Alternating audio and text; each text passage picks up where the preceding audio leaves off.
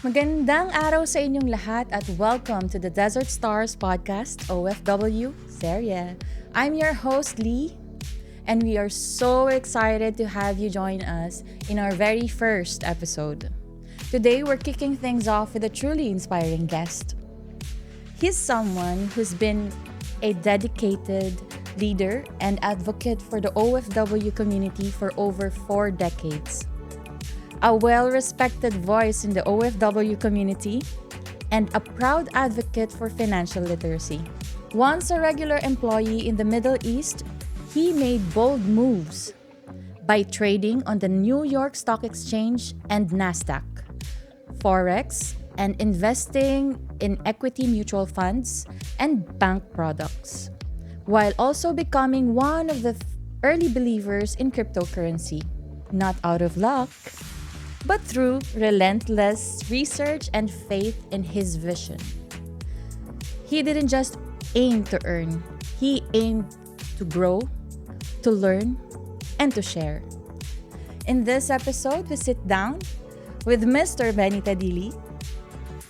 Today, he's inspiring thousands of OFWs to move beyond survival and start building financial freedom. If you are ever in a stuck situation, or if you're afraid to take the next step or unsure about where you're going to start, this episode is for you.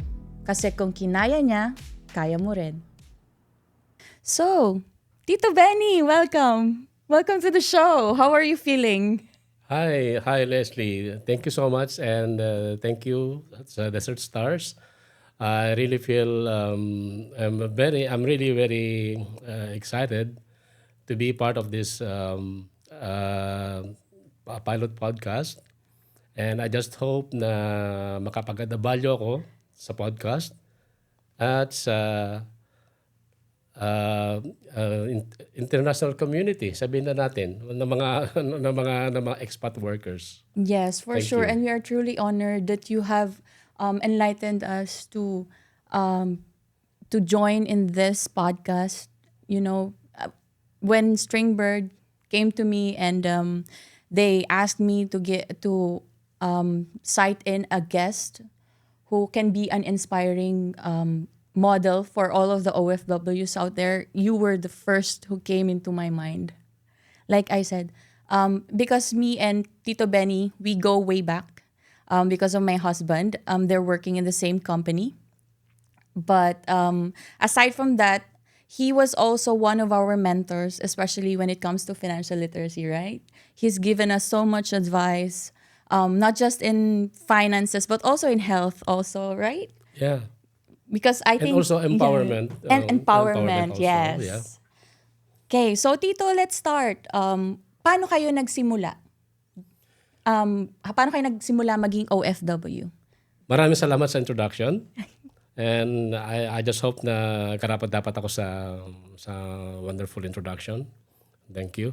So, ang huling trabaho ko nung nandun ako sa Pilipinas ay isang detachment commander ng security agency.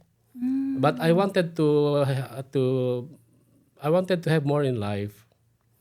So, nag-apply ako nun sa yung the biggest telecommunication company in the Philippines. So, siyempre, pag nag-apply ka, you will have to undergo exam. And sa exam na yun, nakasama ako sa first priority, meaning I passed the exam. Wow. Okay, so I was just waiting for the call. Hindi dumating. So, isang friend ko is, sabi niya, why don't you try applying at NFA? So nag-try din ako and na kasama din ako sa first priority, but I was never get called. So sabi ko, parang I don't know until when shall I wait? Yes. Until God knows when. Yes, because imagine there were 2 top of the line companies in the Philippines yes. and still you're waiting, right? Yes. So ang naisip ko is the only hope for me to make it in life is go abroad. Yeah. So, and then, so, syempre, nag-apply ako, hanggang sa matanggap ako. Of course, ang ano ko doon is parang hindi ko pagkakatanggap sa aking mga in-applyan is there are blessings in disguise. Kasi nung once I step foot on foreign land, para bagang lahat na ng mga bagay na mabubuting bagay na ay dumating sa akin, na para bagang yun ay parang isang destiny na para sa akin. Like it So I was really meant am to be for you, right? so grateful kahit noon pa. Actually, kahit nung the very first day na nakarating kami sa kampo, that was the King Fahd International Airport project then in Dammam. We are doing the groundworks of the airport.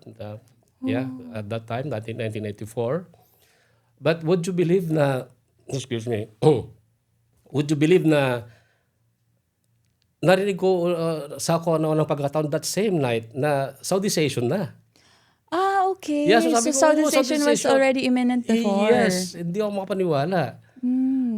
Samantalang we still can consider those years are still the very last edge of what we call the golden years of Saudi Arabia. I was 26 years old then. Doon sa edad ko na yon, nagkaroon ako, I think I don't know if it's inherent sa akin, pero naisip ko na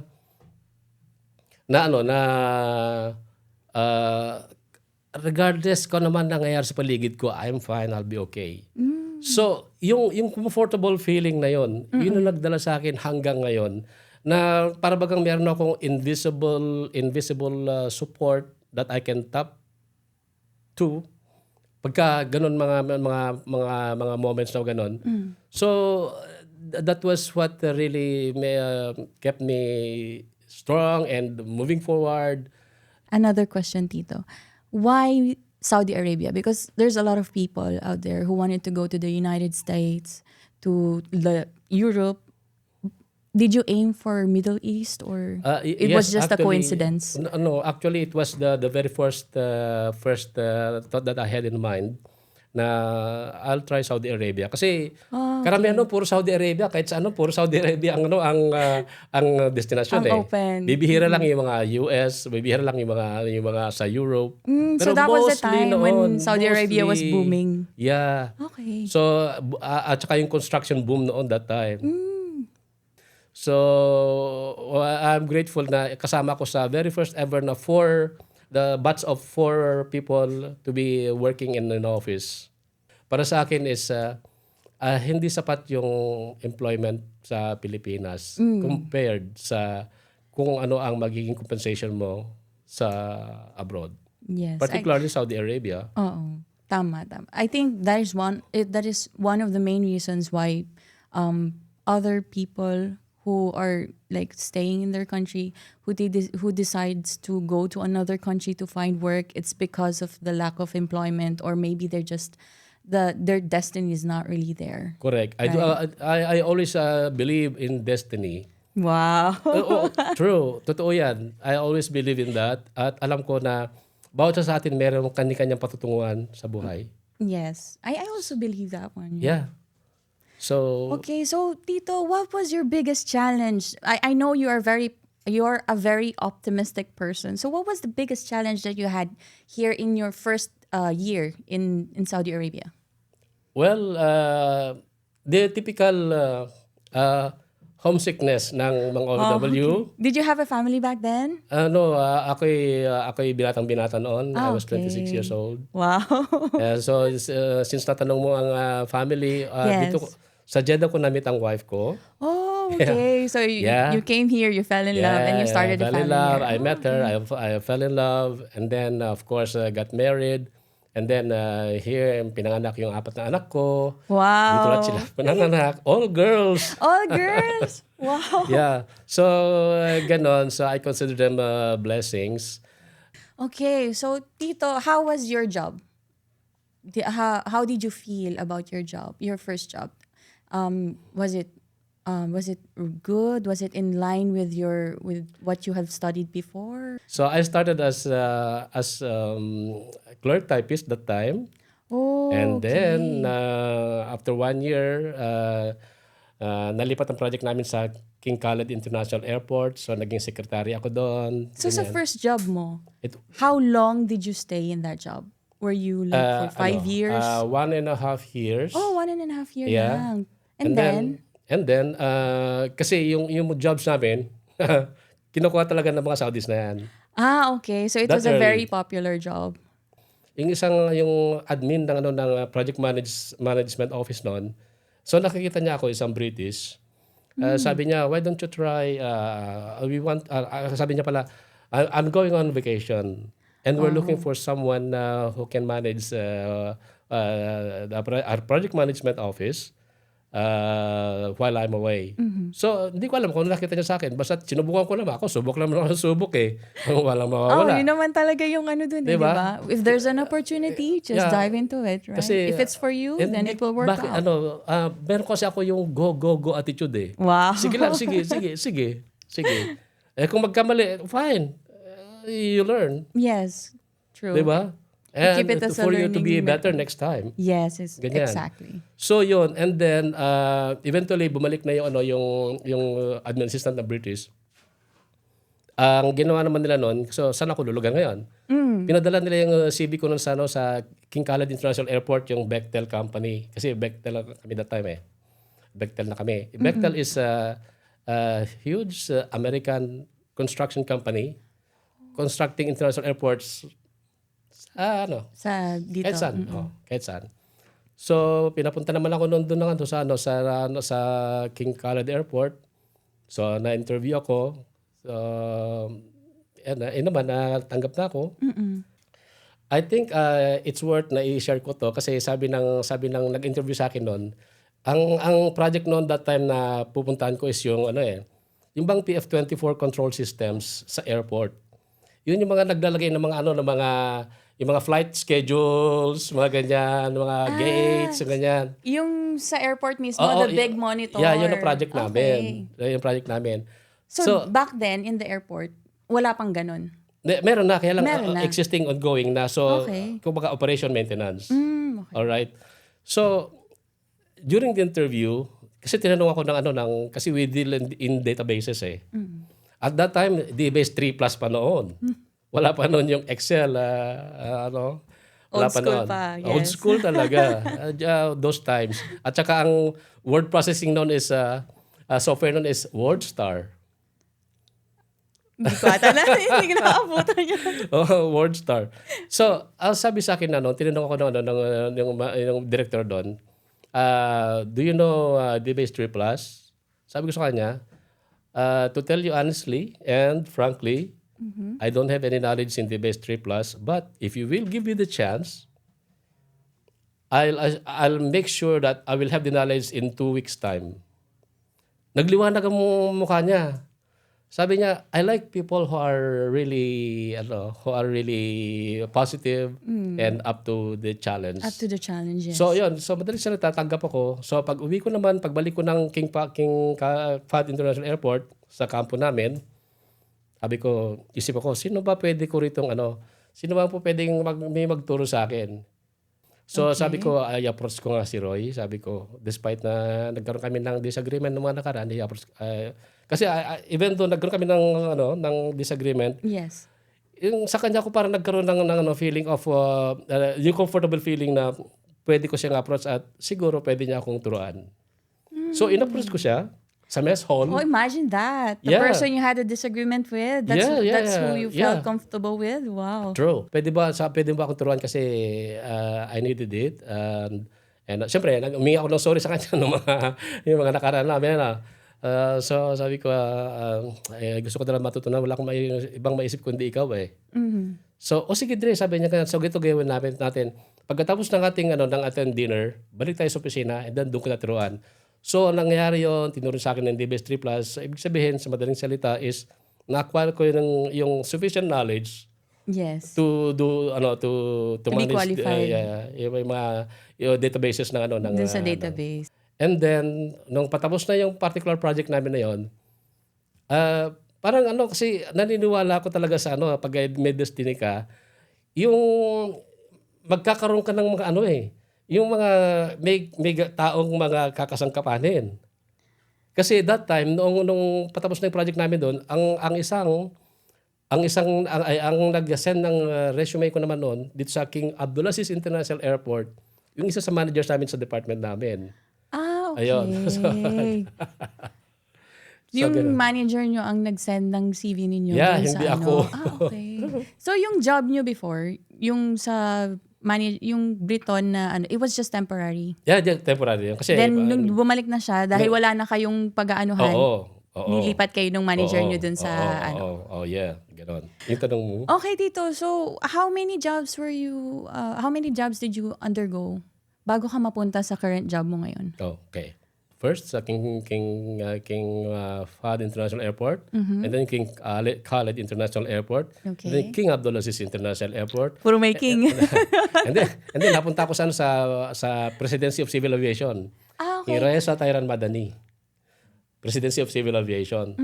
Okay, so doon naman, so actually magandang oras na doon kasi government eh. Hanggang 2:30 lang yun ng hapon ang pasok namin. So, syempre, naging Saudization ulit. So, nalipat po uli kayo. Oo, pero at that time is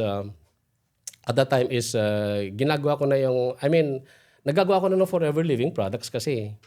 Forever Living Products? Yeah. Parang narinig ko na yun. Ngayon, it's a huge MLM company rin that time. Is it the same like Herbalife or? Yes, Herbalife, Okay. Amway, mga ganyan. Alright, okay. So it was very popular in the Philippines. At that time, it was popular. It was so popular. Ang dami naging millionaire dyan sa Pilipinas. And here in Jeddah, ako yung na-top nila na parang one-man army. Na ako ang bala sa lahat magtayo ng product center dito. Ako lahat bahala mag-source out ng mga kinakailangan. So, kayo ang nag-manage for the Middle East sector? Not the Middle East, but the Western region. Western region. Western region, Okay. yeah. So, kayo po yung inatasan na mag-manage doon? Yeah, so I was then finance and operations manager that time. Ganyan. And then, how was it? How was working there? It was great because I love the products, and at that time I love the idea of MLM kasi nga leveraging yan. So Yeah, there was a time in the Philippines where MLM was booming, right? yeah. And hopefully hanggang ngayon sana tingnan natin. Ngayon kasi marami na po eh. Hindi lang hindi marami lang na. basta MLM Exactly. eh. Mm-mm. So nung nandun ako sa FLP, alam ko yung responsibilities. So sometimes kasi ang managing director namin is from Dubai based. Okay. Yeah, Sa Dubai pa. ang managing director Malayo, namin. oo. Yeah, so sometimes I would receive calls even at 2 o'clock in the morning. Wow. Pero It's like a 24/7 job. sinasagot ko naman syempre kasi it's a responsibility. Pero at saka parang gusto ko ulit bumalik noon sa corporate world. Yeah. So then So you missed yung corporate. So there was a time nung natanggal po kayo dun sa ibang job niyo, nag-focus lang kayo sa Forever Living. Yes, kasi Tapos, booming dito sa Jeddah noon. Sa Saudi Arabia, particularly sa Jeddah and Riyadh, halos lahat makita mong Pilipino, ibang lahi, mga Egyptians, mga Somalis, mga Sudanese, ganyan. Maraming Indians, oo. Saudis even. May mga downlines ako ng mga Saudis that time. wow. So talaga nag-boom siya dito sa sa atin. Nag-boom siya talaga. So Nag-boom siya. during that time, wala po kayong company work, hindi kayo regular employee. Talagang nag-focus lang kayo dun sa job. because I was then the operations and the finance manager then. Okay. So what, So balik tayo dun sa in na-miss itself nyo. is a job. Na-miss in nyo na itself. yung work job nyo, yung sa Na-miss ko company. yung kasi How was it? I want someone to be calling me at 2 o'clock in the morning because pero of Work-life course balance. of course yeah Yes. of course I don't have any misgivings. At naman yung boss ko naman napakabait. Oh, okay. Napakabait. Kaya lang para sa akin personally, I would love yung ganun na parang sinabi mo nga work-life balance. Yes. So nag-apply ako ng sa NCB. NCB. Saudi National Bank. Mm. So, natanggap ako doon. So, nagsimula ako ng 2008 Yes. hanggang 2014. Mm. I just heard na-overheard ko lang na they're trying to kick out Okay. So it was starting expats again. who are 50 years old and above. Above 50 na ako doon. Hindi ko nanintay na sabihan ako. Oo. So, inunahan ko kasi tama-tama naman kasi yung isang manager namin sa department namin, sabi niya is, Benny, may naghahanap sa bupa ng katulad mo, katulad ng position mo. Try it. Sabi niya ganyan, wala mo mawawala sa'yo. After all, you're working in a bank. Ganyan. So, nalipat na kayo. So, inunahan nyo na yung work nyo dun sa NCB. Tapos, lumipat na kayo sa Bupa.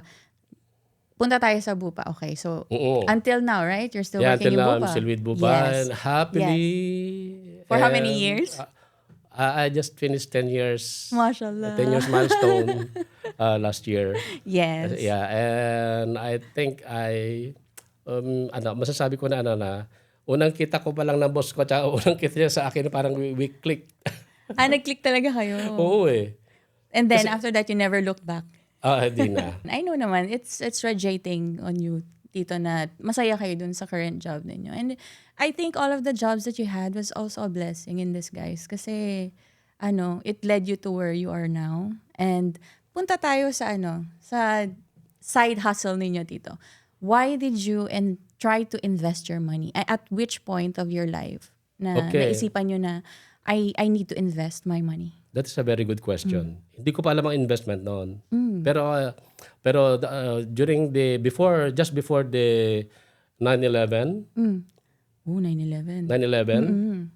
Yung Twin Towers. Yes. Oh. So I and a friend of mine, so nag-day trading kami sa New York Stock Exchange tsaka sa Nasdaq. Wow, sa New York Stock Exchange. Yes. Wow. So I learned a lot there. Yung sentiment ng market. We were focused on the penny stocks kung tawagin. Yung mga maliliit na mga stocks pa na paano kayo napunta sa stock exchange? Like for regular Filipinos, they would go for MLM. Like what you said before, MLM, or maybe make a business in the Philippines. Pero stock exchange, it's not every day that you see Filipinos going into stock exchange, right? Exactly. But right now it's popular. Pero before, way back then, it's not.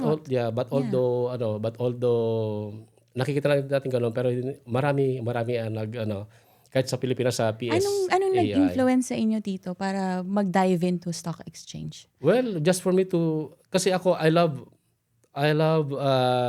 discovering new things. Oh, yes. Yeah. Hindi ako takot mag-discover. Okay. Talagang kayo, risk taker.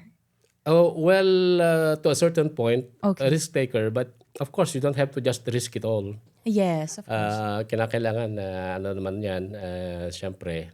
Pero, sabi ko nga nung nagsisimula ka, napakaraming mga pagkakamali.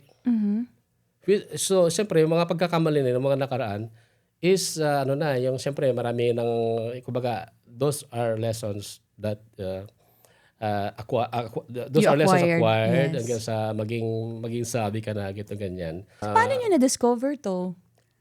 True, lang kasi, I really love researching Okay. So, one time, it just went to you? Yeah, I love or reading. nakita nyo lang, tapos And then hindi na nawala sa isip nyo, talagang I discuss it pinag-aralan with nyo. a friend. Oh, wow. Ganyan. So, ang tanong mo ulit, paano ko napunta sa investing? Yes. That was, I think, 2003. 2003.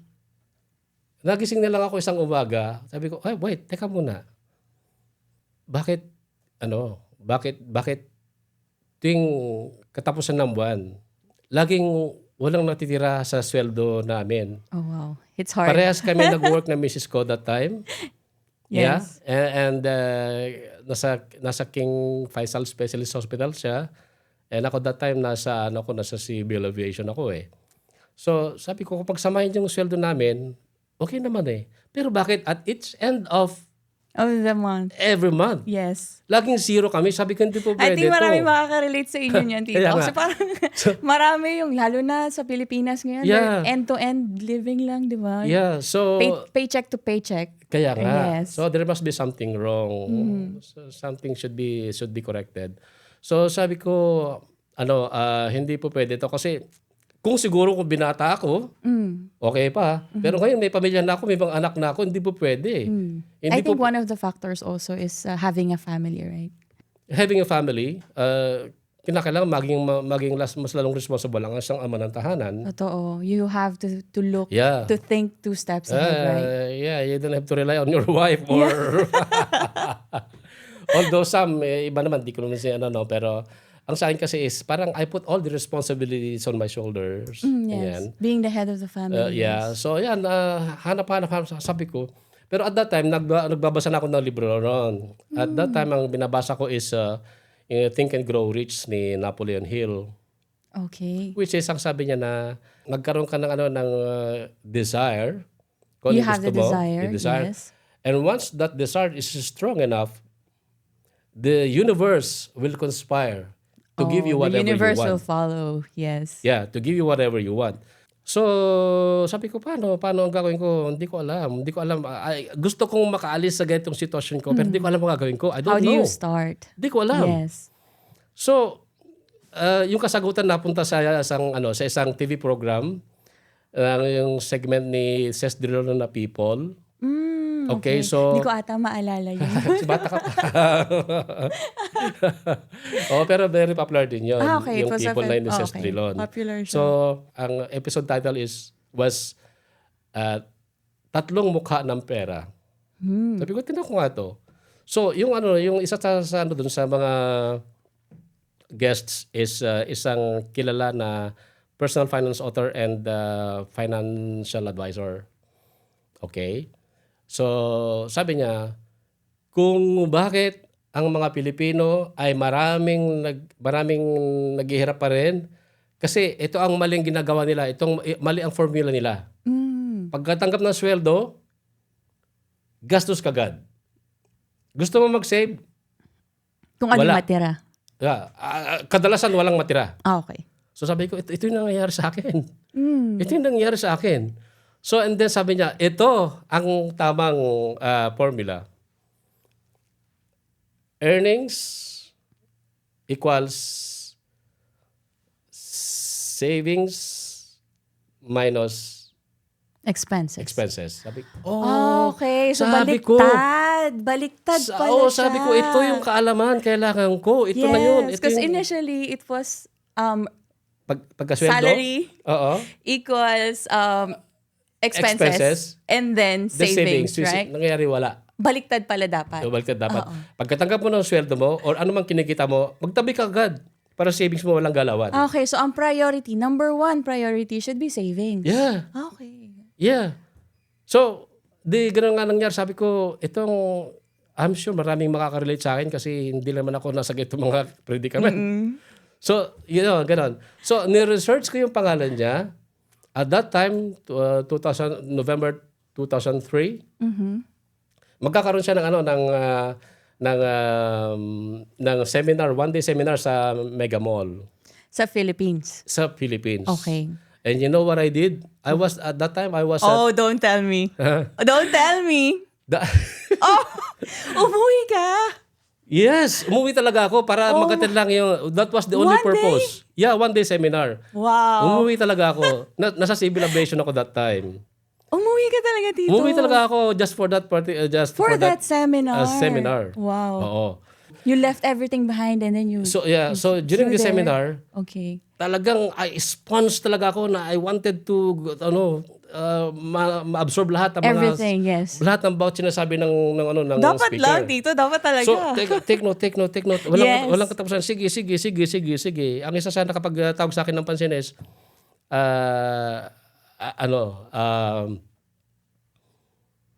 we were programmed to work for money. So, iba pang natutunan ko is, may hangganan ang pagkita. There's an end. May hanggan ng pagkita, Yes. pero walang hanggan ng paggastos. Totoo yan. Oo. That's true. I agree with you. Yeah, ganon. So with my with the notes that I did, nag-create ako ng presentation material. And then so unti-unti ko na sinashare sa kung saan kahit sa school noon may tinatawag na Mothers Club. Yung kung saan nag-aaral yung mga anak ko noon, I think it was Sunrise International School.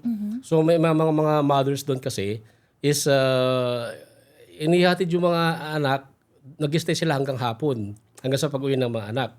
So nagbabantay sila doon? Yeah, ang sabi sa akin ng principal is, Mr. Tadili, bakit di ka maggawa ng para maging makabuluhan yung kanila, nang para meron silang matutunan at mapag-aralan at mailagay nila sa isip nila. So nagsagawa rin ako ng yan. So mga ganun mga informal. That was the school who requested you to give that seminar to Yeah. us? Yes. Okay. And then They were aware na meron kayong sa financial literacy. yeah, kasi nagpo-post. So how was it? How was the seminar? Was it fruitful? I can say that it was fruitful kasi kumbaga kaya sabi ko nga importante kasi pagka nagsasagawa ka ng something in front of an audience, you have to know your audience. Exactly. So, pag alam mo ang sitwasyon nila, mai-relate mo ang sarili sa sasabihin mo sa situation nila, and then that's it. So, yun, sa aking pag-attend ng one-day seminar na yon. So, tinuro din noon yung mga yung second half of the day is about investing na. Oh, okay. So Yeah. the first half was Yung about yung introduction, wisdom and yes. things. And then the next Yeah. part is investing. Yeah, so natutunan ko noon na investing sa stock market, sa Okay, mutual so funds. that's where you started. Yeah, mutual funds. And nag-appeal sa akin yung mutual funds na yung mutual fund na equity. Okay. Equity kasi mas higher ang risk. But the thing is, the higher the risk, the higher the reward.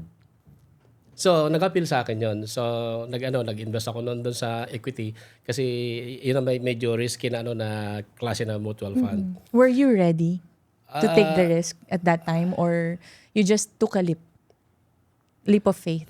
Nasabi ko kanina na risk taker ako, but to a Yes. certain extent. To a certain kasi extent, yes. pagka mamalis ko, bakit hindi? Kasi what will I do? Kasi lahat naman ng bagong bagay na hindi ko alam I may be taking risks unknowingly. So, kinakailangan talagang malaman ko. Ganyan. So, it's like knowing things and empowering myself in order for me to do what's necessary. So you really felt it at that time na Yeah, I really this felt is it the kasi moment that I should start investing. Kasi like what you've said before, Tito, there is a time na yun nga you feel ready, pero it's not the same case for everybody because maybe attend ka ng seminar, maraming a-attend ng seminar pero hindi lahat magi-invest. Exactly. Of course I understand that. But for me is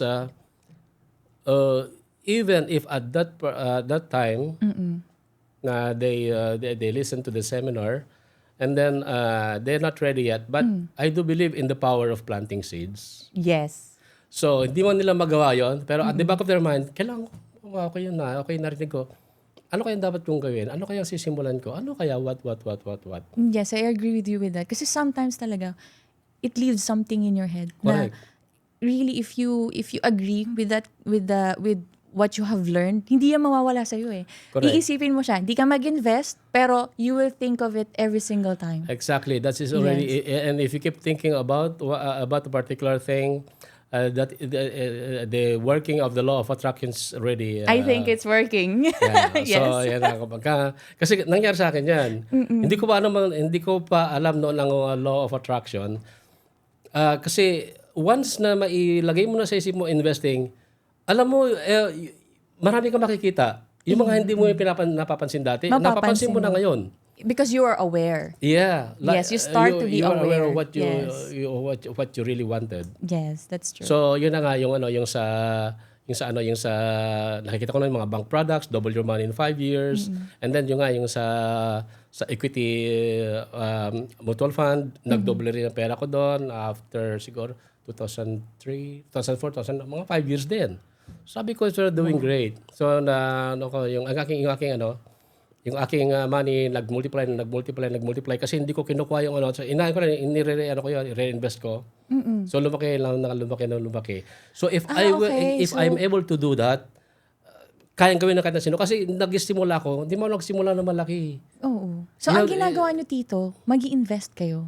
Tapos kung ano yung maririp nyo doon sa investment ninyo, you just transfer it to another investment. Or reinvest it to itself. Reinvest it to itself. Yeah, reinvest ko ulit. If the business is good, you're gonna reinvest the money Correct. again. Okay. If you see another business, you would just use the money from that because you are on the investment. lookout already for opportunities to Well, that's nice because to you're not invest. touching your salary. Oh, right? yeah. So you're kasi, just using the money we you just touched invested. the salary in the beginning lang. And then yun na. So yun na nga yung mga dividends or yung mga interest. Yes. So let it just roll and ganyan. Nung nag-start ka mag-seminar, nung nag-start ka na mag-share sa lahat, sa ibang tao, ng idea mo about finances, what was your what was your turning point? Bakit mo na-realize? Because I know you started going abroad because you wanted to have more. You started investing because you wanted to grow your money. You started with you. So when was the time that you realized that, oh, this is no longer for me? I want to Exactly. share it with everybody Exactly. else. Let's So when was that? Yeah, that's exactly what happened. Nung nagkaroon ng chance, kasi nga ginagawa ko na yung, natuto ko na yung savings and investing. So there was, may pagkakataon doon na nakita ko na yung mismong financial advisor na kilalang best-selling author is pupunta ng Saudi Arabia, sa Riyadh particularly, para mag-conduct ng seminar doon. Yung kilala nyo, nasa Philippines. Yan ang sa Philippines. Yes. Then Okay. nagpunta siya para magbigay ng seminar sa Riyadh. Sa Riyadh. So sabi ko, oops, hindi ko pwedeng palagpasin Pumunta to. na naman kayo ng Riyadh. Hindi ko pwedeng palagpasin to. I have to find a way to bring him to Jeddah. Oh, okay. So this time, you're not going there. He's coming here. Kasi hindi na para sa akin, Yes. for fellow OFWs na. Okay. So ang ginawa ko is naghanap ako ng mga sponsors. Hanggang sa makalikom ako Talagang from the kayo sponsors. nag-organize. Yes. Wow. So para ma-cover yung kanilang plane ticket, food, Yes, and lodging. accommodation, Yes. yeah, hotel accommodation. So nag-ano ko ng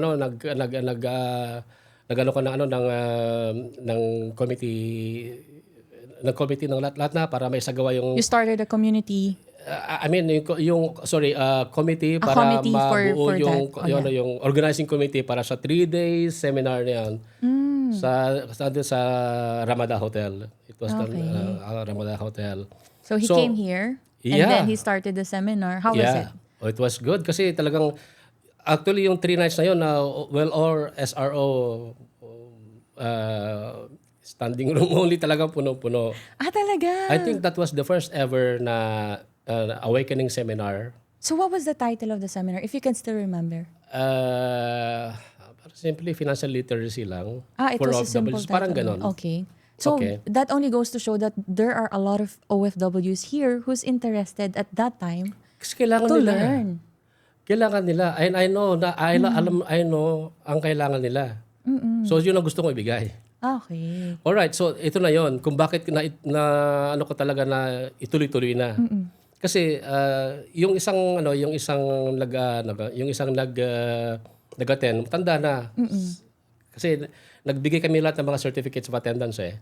Nung kinukuha niya yung certificate of attendance niya sa office ko lang doon sa FLP, sabi niya, sayang naman sir, sabi niya ganun, kasi po pauwi na ako in 2 months time. I'm already 60 years old. So, Okay, because of age. Pero kung nalaman ko lang to 5 years earlier, hindi sana ako uuwi nang wala. Uuwi sana ako ng may dala-dala.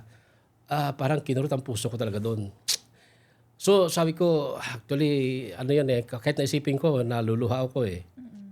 So yun ang nagbigay sa akin talaga na kinakailangan itudo ko na to ituloy ko na gawing advocacy. So Yan. from from your own seminar to realizing that there's a lot of people who needed that seminar as well, to making it come true, and then to being an advocacy already.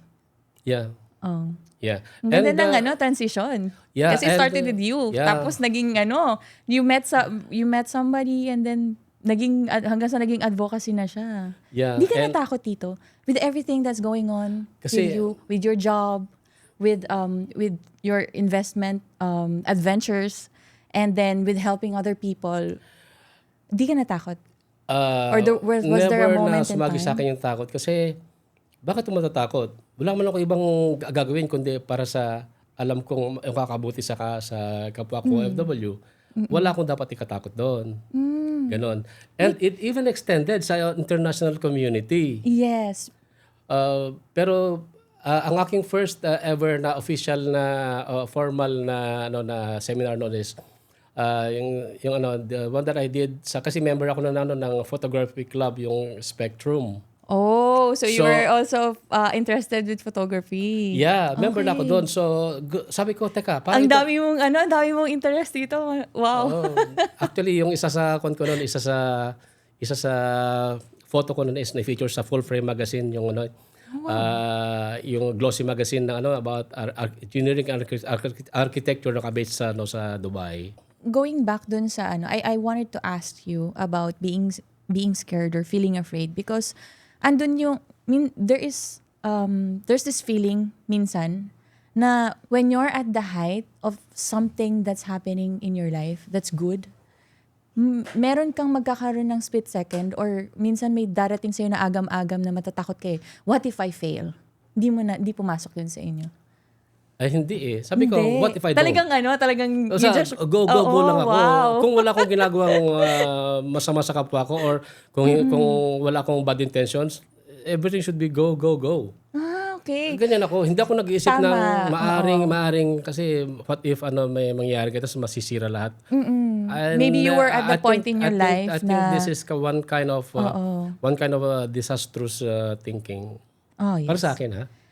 I think tama din kasi you were at the point of your life wherein you were no longer thinking about yourself. That's why the question, what if I fail, was not, did not pop into your mind. No. Kasi it was all about your intention. It's about the other people. Or it's about sharing what you know to other people to help them. Yeah. Tama. Kaya hindi nyo naisip na Yes. And even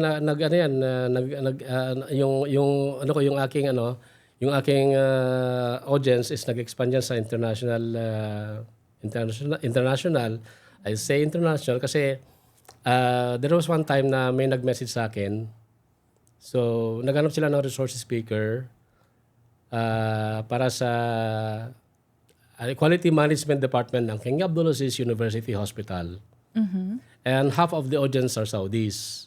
Oh, okay. So this is your first international seminar. Yeah. Wow. I can say international kasi international audience. Meron din Indians, Yes, may yes, mga yes. Filipinos, ganyan. So, natakot ba ako noon? Pero sabi ko, ganun nga. Hindi ako dapat na matakot kasi I only have good intentions for the people who are expecting for something. Yes. Who want to listen and perhaps learn new things. And then one of the things that they told me is Saudis are like from a Saudi Perspective. perspective, and from a Saudi himself. Sabi niya na financially, ang Saudis are financially spoiled. Yeah. Okay. That's not coming from me. Okay. So sabi, so now I know. And now, sabi niya is one income is no longer enough. Oh, okay. Kaya open na rin sa mga Saudi couples na pares may trabaho, ganyan. Okay. And they want to jump from one loan to another. Sabi ko, ito pala ito. So at least, nakabuo ako ng presentation ko. From that idea. Based on the insights that he shared to me. Doon sa seminar, doon natin natutunan, yung pinaka-seminar mo dito sa yung first international seminar mo, doon mo natutunan yung power of research. Kasi Hindi, noon pa. Noon pa? Kahit noon pa, yung bago ko nagpunta bago ako nag-invest sa Bitcoin. okay. So going to Bitcoin, cryptocurrency. Let's dive into the cryptocurrency. Oo. Bago ka mag-dive in doon, talaga nag-research ka? Yeah.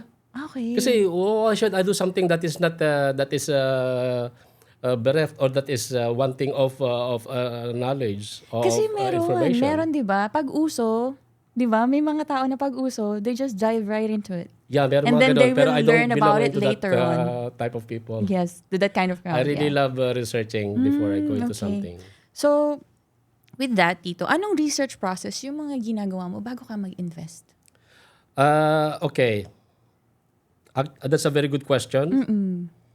Meron ka bang certain procedures to follow? Yeah, meron. Talaga? Meron. Una is understand the asset, Okay. understand the Understand the asset. business, yes. Yeah, and then source reliable information. Parang lang din pala eh. Parang pag nagre-research ka sa school. Yeah. Define your goals and Yes. risk tolerance. Okay. So first you understand the business. You know all about the business, and then you check if it is resource. The resource is Information credible. or yeah. Yes. And then the next one is reliable. And if of it's course, reliable, define your yes. goals. Ano bang ano bang bakit ka ba ba't mag-i-invest? ka mag-invest? Yes. Oo. At bakit yun ang napili mo? At ano bang risk tolerance mo? Dapat ma-identify mo yun. In terms of risk tolerance, can you please elaborate? Parang anong klaseng risk tolerance? In terms of money? In terms of time? Yes, money, time, and what will happen if ano mangyayari sa'yo? Kasi I remember 2006, the stock market in Saudi Arabia was oversold. Okay. That time, ang mga ang mga expatriates, ang bili na ng stocks noon. Okay. So Oo. maraming bumibili na. Talagang Oo. kilala na yung sa stock market Kahit na before. oversold na ang stock market dahil sa yun na nga nag-boom ng gusto. Bili pa rin ng bili yung mga tao. So I know one doctor sa King Faisal Specialist Hospital na talo siya ng about 4 million reals. Oh, wow. Yeah. So 4 million? yes, reals. Reals? Yes. Kasi nga nag-ride siya sa Sa ng hype, market sa right? hype. Yeah. So Oh, since that's a lot the of stock money. market is already yung tadawul, kung narinig mo yung tadawul, oversold na yan. So pagka oversold, ano mangyayari? Pabagsak na magka-crash ang stock market. And that's what happened in 2006. Okay. At doon, meron akong kaibigan doon na kaibigan na Saudi, married to Filipina. Na sabihin natin na nasiraan ng bait. Umabot Malaki sa losses ganong niya. point? Kaya nga. So, yung risk tolerance mo, Yes. kakayanin mo ba? Oo nga. If the worst will happen, I think kakayanin this mo is ba? a very important factor that you Yeah. have to think about. Kasi kung meron kang kilala na umabot sa ganong point, Yeah. scary. Hindi lang siya mag-isa. No? Marami It started with the hype and then you Yeah. ended up losing your mind with it. Scary. So, isa pang ko dyan is yung analyze market fundamentals. Marketing fundamentals, right? Market fundamentals and of course, yung sentiment ng market. Okay? So, and then evaluate risks. Ano ba to? Kakayanin mo ba itong risk na to? Or pwede? Manageable ba? Or what? Evaluate mo yung risk. And then, ang huli yung stay updated and reassess. Stay updated and reassess. Okay, so going back, Uh-oh. assess yourself. If this is the investment or the business that you want, Oo. if this is what are your goals for this Yeah. investment or business, and then Yeah. the next one And is then analyze the market fundamentals. analyzing the market fundamentals. Okay. And also the sentiment. And then the number 6, Yung evaluate risks na. evaluating the risk. If it is something that you can manage, or if Yes. it's something that you can handle. Yeah. Or if Okay. it's something that will make you blow your mind. It makes you crazy. Mas crazy. Yes, that's important. Yeah. And then the last The one. last is yun na nga yung stay updated. Stay updated. Okay. And reassess. Tama, kasi merong iba na, yun nga, katulad nung sa iba, nagjo-join lang sa hype, tapos yun na. Hindi na nila inaalam or di sila masyadong updated. Sila sa yung mga, sila yung mga nagsisisi sa But huli. it's true, right? There are people, you Of have course met there are. people out there who are having this kind of sentiment. Okay. Kasi sinabi lang na ganito, kasi sinabi na yung tropa ko, kasi ganyan. Diba? Sabi na kamag-anak ko, sabi na uncle, ni tita, ni tito. Yes. Okay. Okay, so Tito, nabanggit niyo yung sa Bitcoin. So, is there anything you want to share about Bitcoin? Yes, thank you. Yun nga, so 2016 na nagsimula ko mag-research sa Bitcoin, and then so sabi ko, eto palang Bitcoin is it will disrupt the established financial systems. Meron na kayong idea initially when you invested? Wala, talagang nag-research talaga ako. Okay. Google ako noon. And I'm so glad na napakarami pa lang dapat na may Google about Bitcoin. So that's one. Tapos nakikita ko na malayo ang kapupuntahan nito. Imagine Bitcoin, nagsimula lang yan na wala pang 1 cent. 0.008 cent lang. Wow. That was way back when? 2009. 2009. Magkakilala na tayo nun? Hindi pa. At Hindi ko pa. Sabi ko nga hindi pa. Kasi hindi mo kami, lately lang kami nadamay sa Bitcoin eh. Imagine, 25 cents? No, 0.008. Wala pang 1 cent. Wow. Tas now, the Bitcoin, how much is the Bitcoin siguro, right now? Bitcoin is nasa $93,000 You see the jump? Oo. Ang And then laki people say, oo. Dre, huwag ka nang bumili ng Bitcoin, mahal na ngayon, mataas na. And they have been saying that from $100 and then naging $500, huwag ka nang bumili, mataas na. And then nagpunta sa $1,000. Doon ako nakabili pala noong 2017 when it was $1,000. So, Okay, you started with your first Bitcoin account. How much was the Bitcoin that you bought? $1,000. $1,000 Yeah. dollars. Okay, so it's not with the 8.0008. No. Okay. Tumas na. So you just initially it started with 0.008. Yes, Tapos nung cent. nag-jive in ka na sa Bitcoin, you It was bought it already at 1,000. Yes. Okay. Yeah. And then, so yung mga tropahan ko naman, kasi nagbilihan kami, nung pero nalaman ko na, nung 3 times na yung kanilang, yung value ng Bitcoin nila, ipinag-convert na nila back to dollars. Oh, so kinash out na nila. Yeah. Okay. So ako, kasi nga, talagang nag-research talaga ako. Sabi ko, malayo pupunta na ito, hindi lang to ganyan. Pero nag-set ako ng target. Okay. Na sabi ko, once mabot to ng $20,000, doon ako mag-convert. The time that you set the target of $20,000, nasaan na yung mo nun? Was Kasi almost? nasa $1,000 ang bili ko eh. Oo, I mean, at that time, nung nag-set ka na ng bar, was it attainable at that time? Parang malapit na mag-20? Parang iniintay mo na lang? I cannot say, pero I was confident. You were confident with I was confident okay. with I was doing. Feeling ko malapit na kasi you were confident. Kasi hindi ko alam pa. Pero nung nakita ko by August, September 2017, nagja-jump na siya ng mga 10,000, 13,000. Uy, sabi ko, okay yung ko. So, sige, mas inano ko na, sige. Pag umabot ng 20,000, ako. So, true enough, in less than 1 year, December 2017, umabot sa halos $20,000 ang Bitcoin. Wow. At that time, sasabihin ng mga tao, huwag ka nang bumili, mataas na yan. No. The matter of fact, ilang beses na sinasabi yan. Nung nag-40,000, mataas na. 50,000, tumaas na. Mataas na. 70,000, mataas na. Ngayon, sabihin nila, huwag ka nang bumili, mataas na. Hindi. Ngayon, adoption na ito ng Bitcoin ng mga countries, especially the United States. Did you see this coming? Meron silang yung ginagawa na lang reserve nila. I mean, when Treasury you invested, did you see this coming? Or no? No, but I know na kasi decentralized ito. At saka no one can control Bitcoin.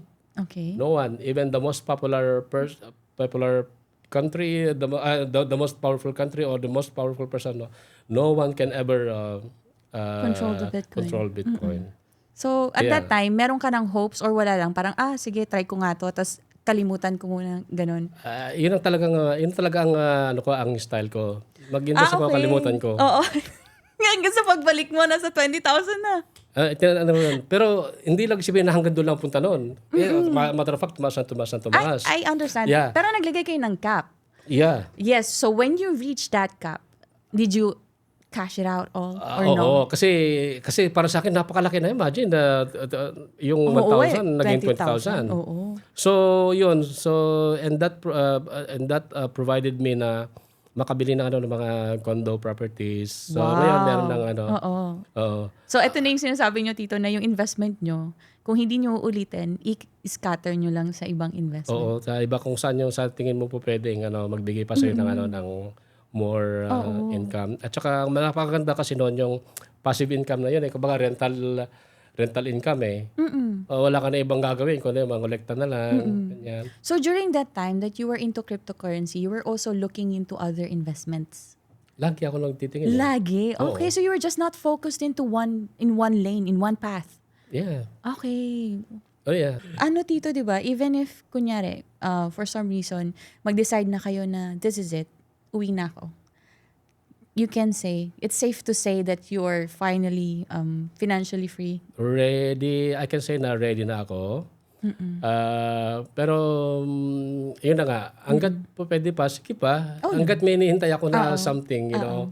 Kasi may tinatawag ko sa Bitcoin na all-time high, yung mga ganyan.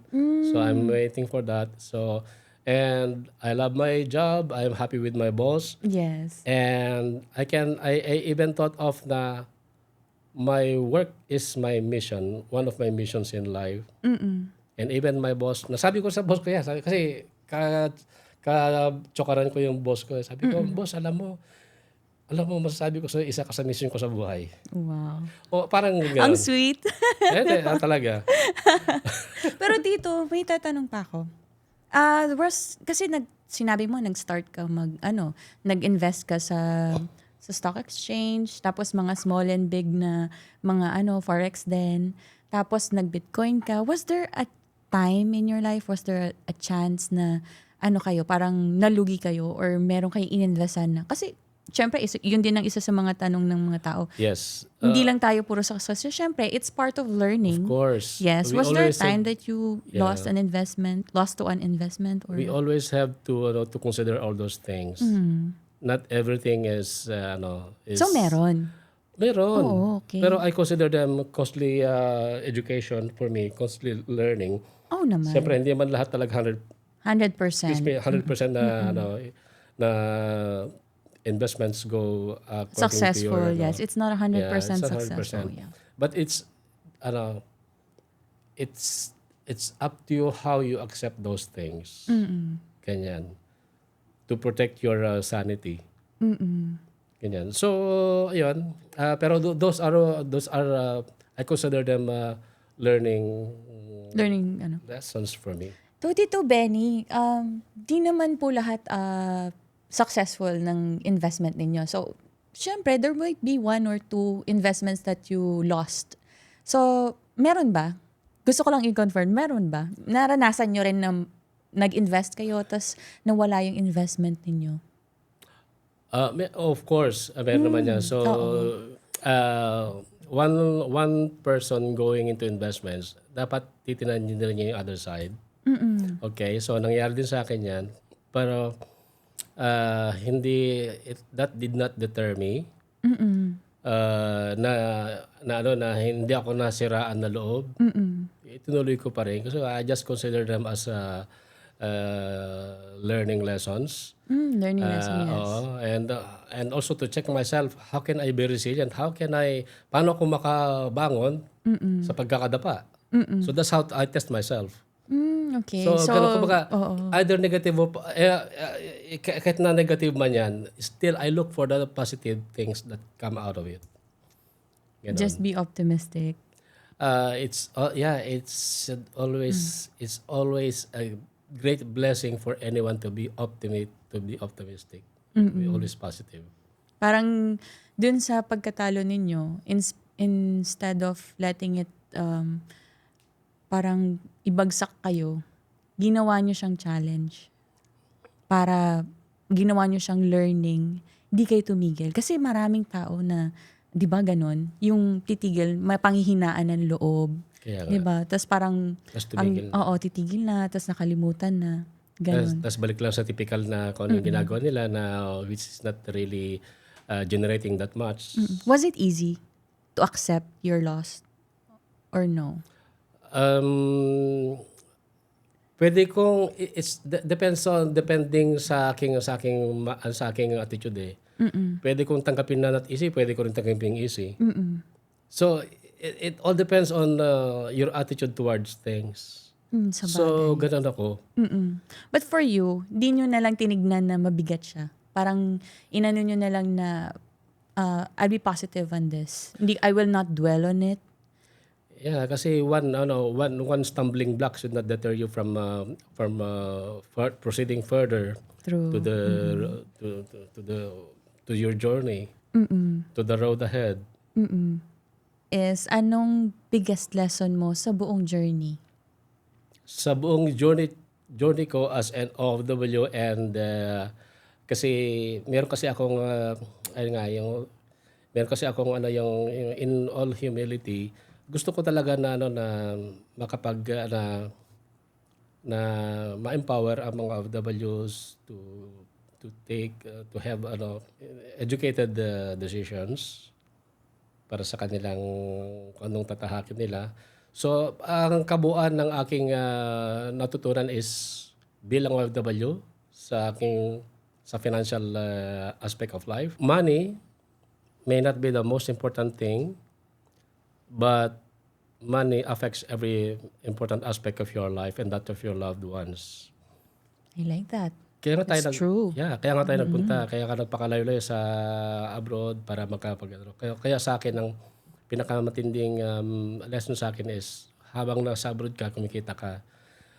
And it is also the one of the closing slides of my seminars na yung word na easy, EASY, easy. Easy. So para mas madaling matandaan ng mga OFWs, so I coined it easy din pero EASI. So Okay, so yung huli lang po yung letter na pinalitan instead of natin. ECY, ECI. Okay. So EA is earn, Earn, S is save, save, I is invest. I is So invest. yun ang three simple ways to wealth ko. Earn, save, invest. 3 principles that you live by. Earn, save, and invest. Invest. Last, Tito, what is the legacy that you want to live or to give in our OFW community? Yes, thank you. Ang sa akin is yung bagay na nasimulan, gusto kong marami ang makagawa nun and also to share the knowledge to other people. So in general, sa kabuuan, ang mga OFWs ma-empower sila sa financial aspect of their life. And isa pa na gusto ko ring mabanggit is in my own humble way, gusto kong maiangat ang dignidad ng Pilipino sa abroad. So kaya isa 'yon sa naisip ko na kasi minsan minamalit natin sarili natin. Isa lang akong Pilipino, pwede ba ako doon na magsalita in front of an international audience? So yun ang nag-challenge sa akin yun na erase ang dignidad ng Pilipino. So that is one. So kaya I went for it. Be Filipino, be proud. Yes. Yes. Lahat ng OFWs are desert stars shining brightly for their loved ones. Wow, so sweet. Hindi madaling mag-abroad pero mas mahirap kung puro trabaho lang tayo sa buhay. Tulad ng guest natin, ngayon, you can turn your income into impact. Para sa sarili mo, para sa pamilya mo, at para sa kinabukasan mo. Research, risk, and repeat. At darating din ang tagumpay.